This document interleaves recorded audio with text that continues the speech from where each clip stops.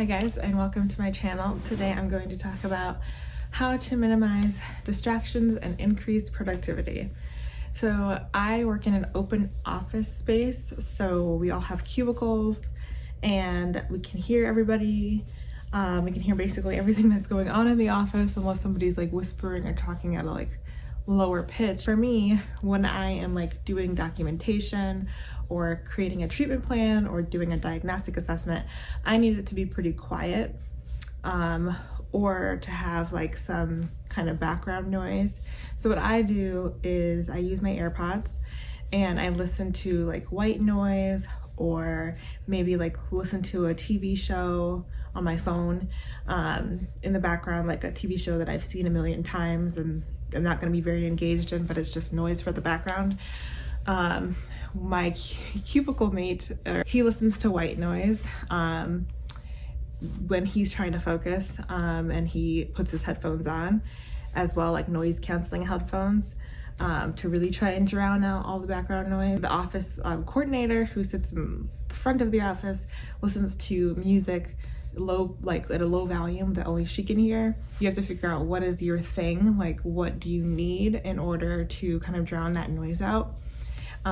For me, I find it very hard to concentrate when people are having conversations around me, because then I'm focused on the conversation and not on what I'm typing. So having that noise in the background, having my AirPods in, that really helped. The next thing to do is make sure that you're not, this kind of goes off of the background noise. Make sure that whatever the noise is not something that further distracts you. So for example, I know for me, I can't watch dramatic shows or have dramatic shows playing in the background, or dramatic movie playing in the background, or anything like that, or music that I know that I'm gonna wanna get up and dance to, nothing like that. So because I'll be super engaged in that instead of engaged in what I'm doing. It'll distract me from what I'm doing, and it'll take longer to do what I'm trying to do. Sometimes I just leave that cubicle area and go into the back private office, and I just go in there and work. It just really depends on what I need that day.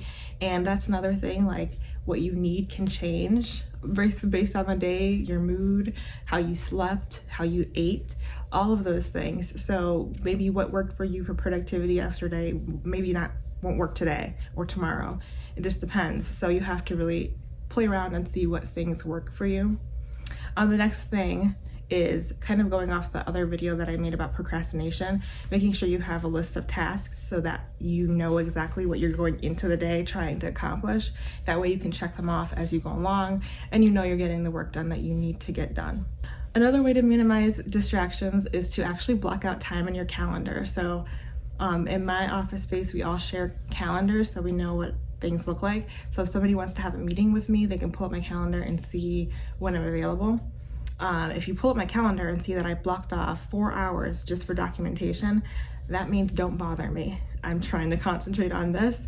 If you need to meet with me, let's try another day. Let's not do today, because I'm booked with therapy sessions and documentation and I'm not doing anything else. And that's my kind of boundary. So you also have to set boundaries with people and explain those to them. I blocked off this time to do these tasks. If you need to meet with me, unless it's an emergency or something like that, if you need to meet with me, then let's try tomorrow or whatever. But let's not do today. Another way to minimize distractions is to be mindful of your workplace, or your workspace, I should say. I work in a pretty chaotic environment. There's donations all over the place. They're organized, but they're everywhere.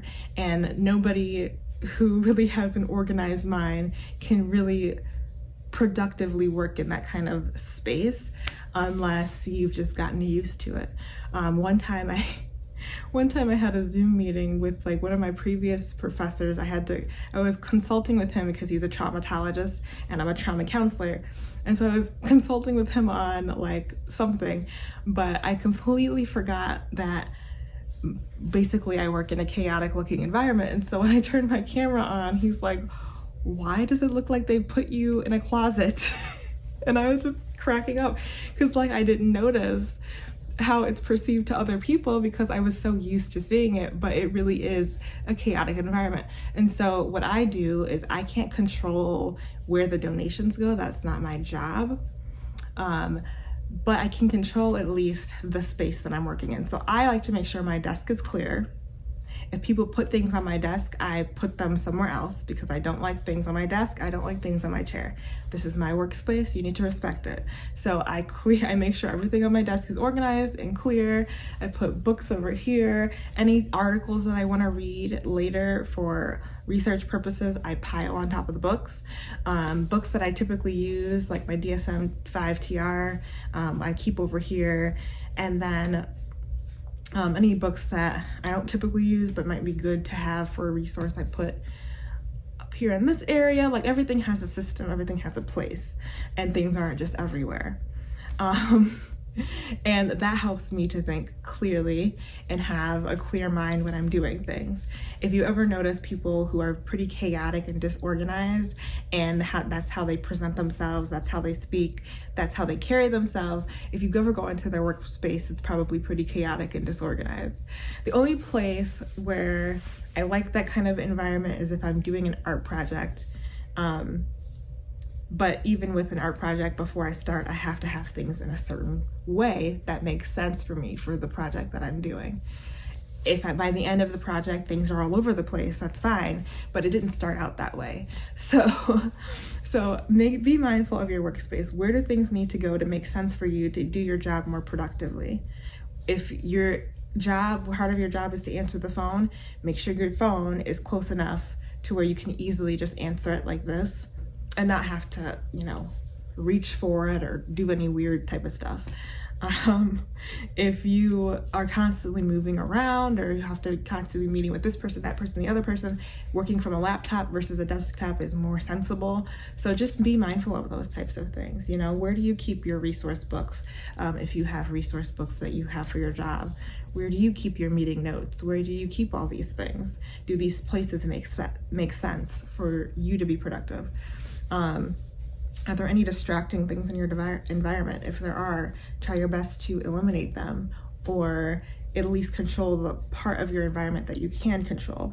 So those are my quick tips for decreasing distractions and increasing your productivity. I hope this video helped you. If it did, make sure to like and subscribe to see more videos like this. All right, bye.